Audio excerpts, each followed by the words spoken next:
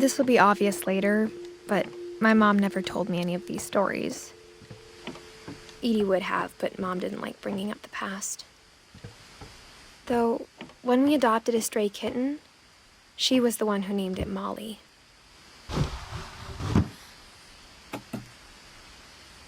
I spent a lot of time in Great-Grandma Edie's room. Her room was like a museum.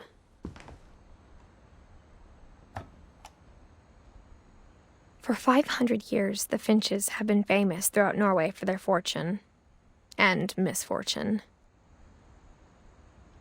Odin Finch buries the latest victims of the family curse, his wife Ingeborg and their newborn son, Johan.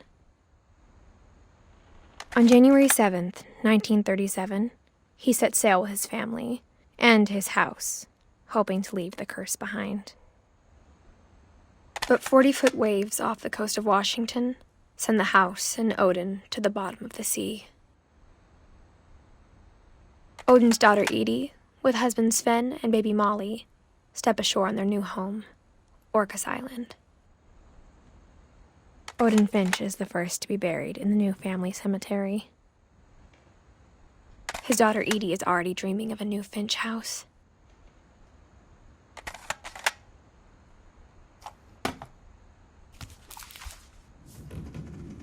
Whatever's wrong with this family, it goes back a long ways.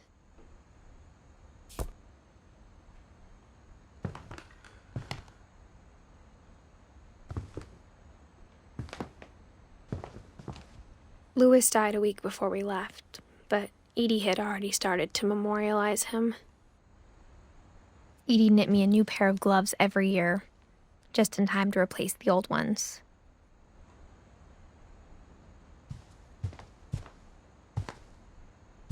Edie gave a big interview about a mole man living under the Finch house. My mom was furious. One summer, they evacuated the island, but Edie refused to go. For a few weeks, she was a celebrity. I hadn't thought of myself as Edith Jr. for a long, long time. When Edie told people Sven was killed by a dragon, she could also have said he was building a dragon-shaped slide that collapsed. She could have, but she didn't.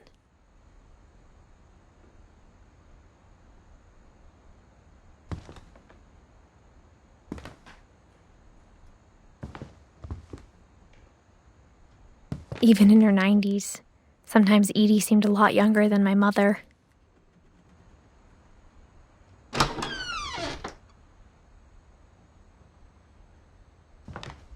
The only trace Grandpa Sam's first wife, Kay, left on the house was the pink bathroom.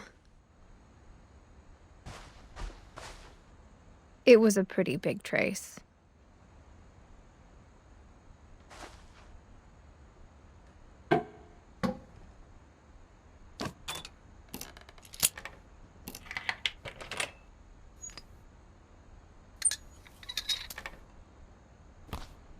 There's a secret in this bathroom. It's in the last place you would look. It isn't in the cupboard. It's hidden in this book.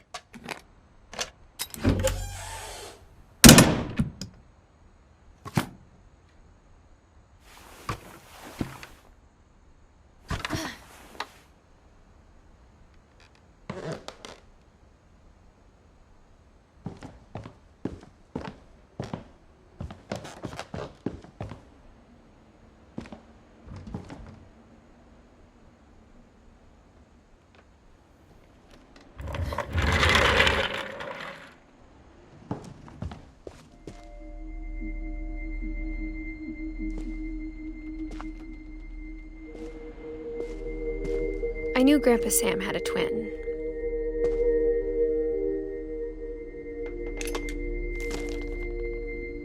And that he never talked about him.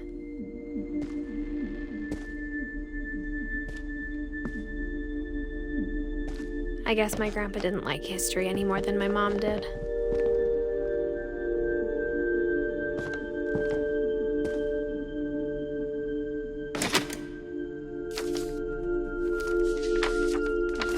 How I Want to Remember My Brother by Sam Finch. The thing I remember is that when he made up his mind, that was it.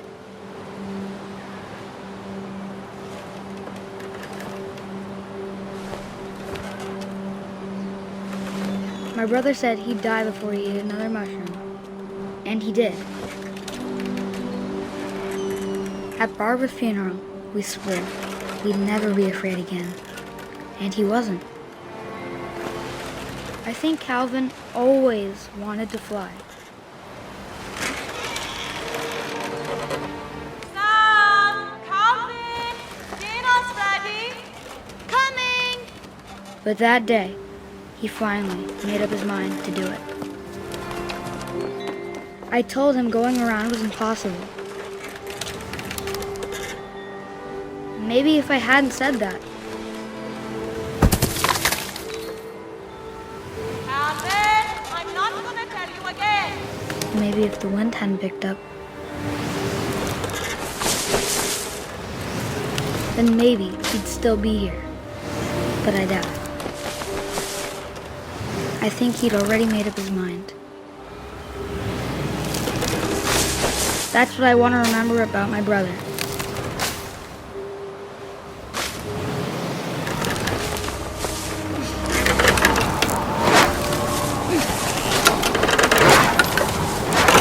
The day he made up his mind to fly.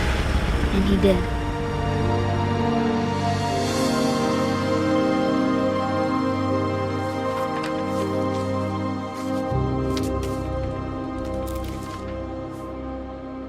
Calvin's story felt strangely familiar. When I was younger, I remember trying to do the exact same thing.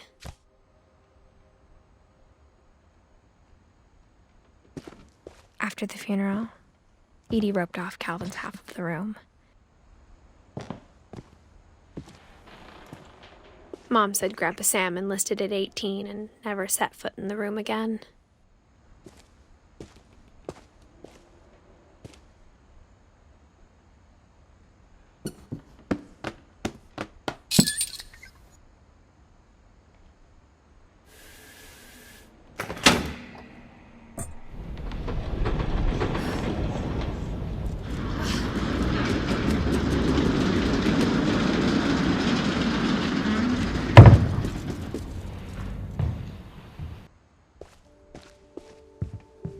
The passages were a pretty tight fit.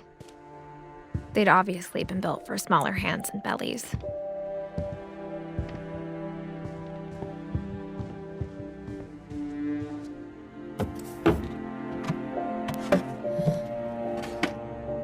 Growing up, I always thought of Barbara as a child star.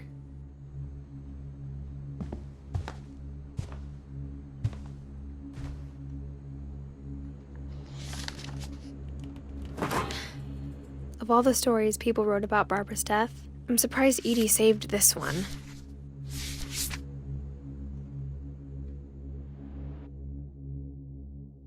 Old Jack here with another ghastly tale inspired by America's most unfortunate family.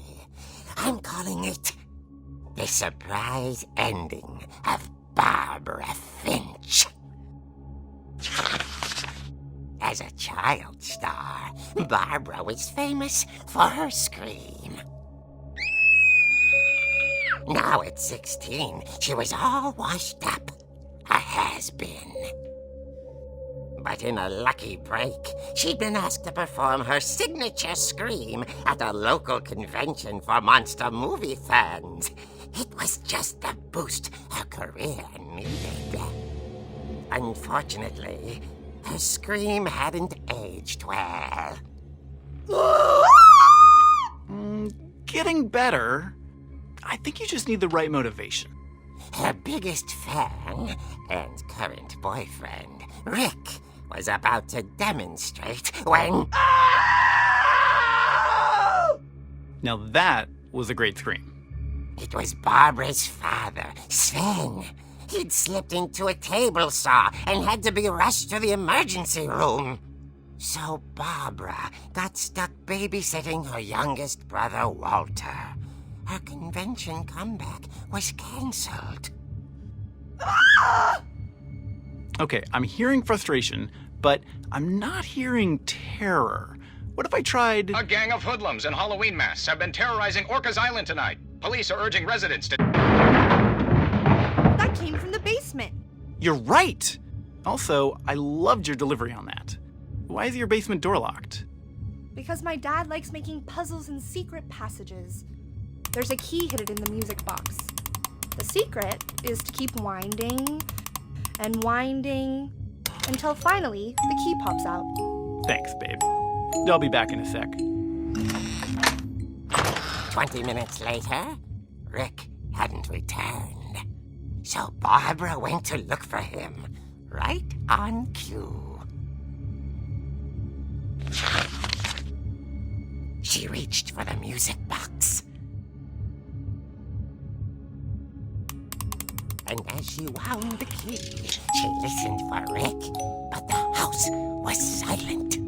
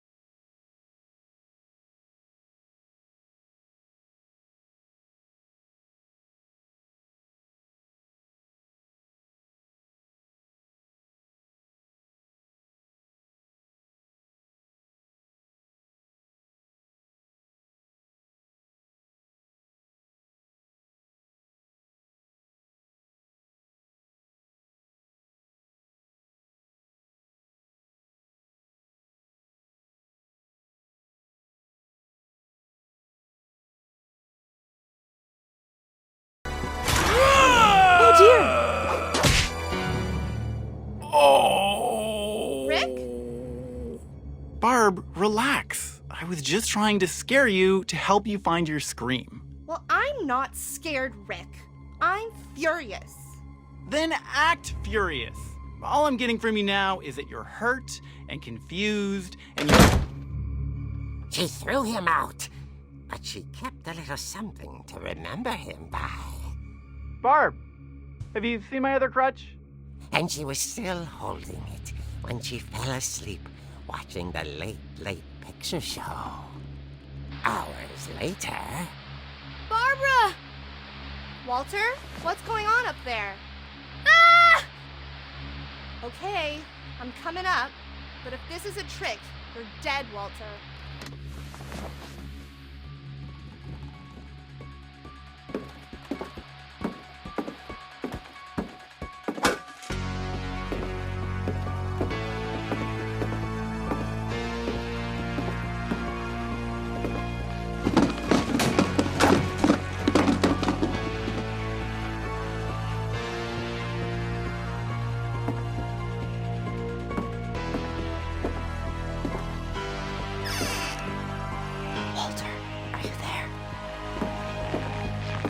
Walter had vanished, but his bedside radio was still on. Orcas Island police describe the man as 6 feet tall, with a steel hook for a hand. Residents are urged to lock all doors and windows and notify the police of any suspicious activity. Barbara turned, saw the hook man, and was speechless. He was quite smashing.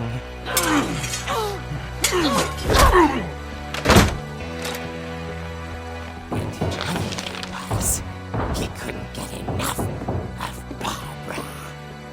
Okay, Barbara, there's gotta be another way out of here. That night, she played her part beautifully.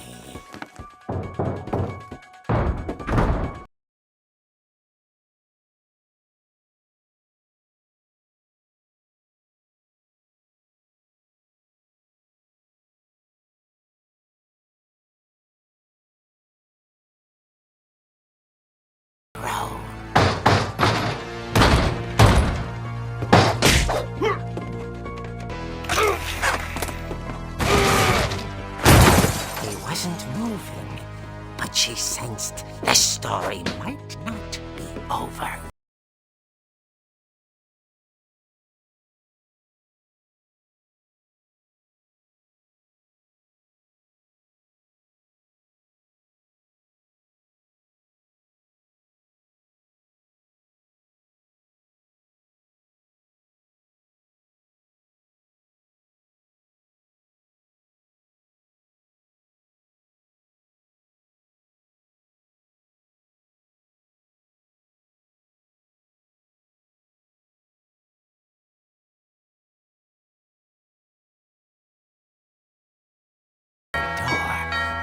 Dying to speak to young Barbara. At the door, she heard whispering. It was coming from inside the house.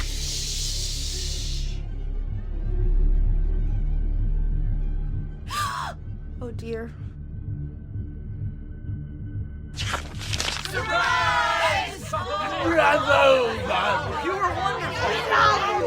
The monsters had come to surprise her. For Barbara, it was a dream come true. Then she saw what kind of monsters they were, and she realized what was about to happen. She was going to be famous. And with her final breath, Barbara Finch gave the performance of her life.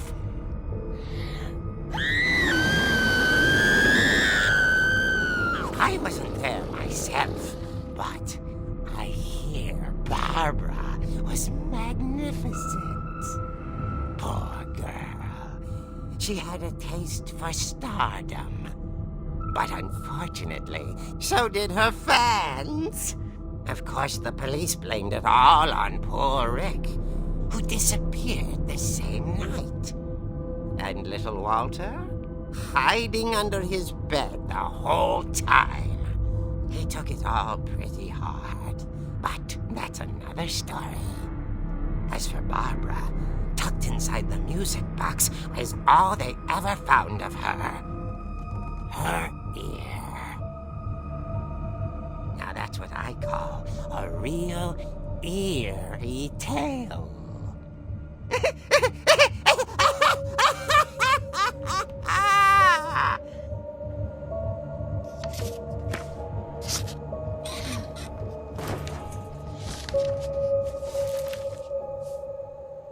Edie told me all Barbara wanted was to be remembered, as absurd as that comic was.